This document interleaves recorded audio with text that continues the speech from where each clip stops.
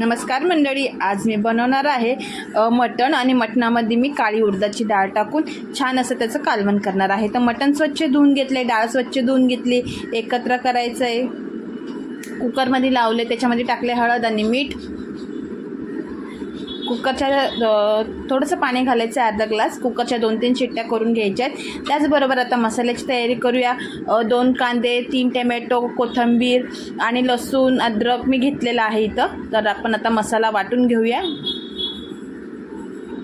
थोडंसं पाणी घालून मसाला वाटून घ्यायचा आहे।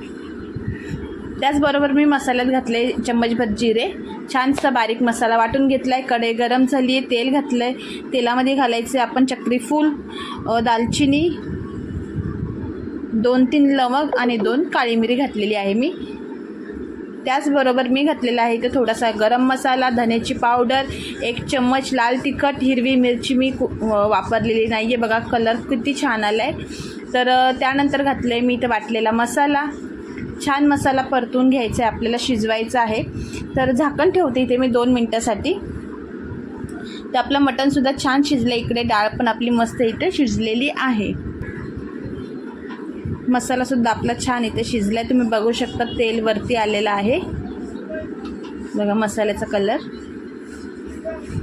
छान, मसाला परतला आहे। तर यानंतर आपण शिजलेलं मटण आणि डाळ घालायची आहे, लागेल तेवढं पाणी घालायचं आहे।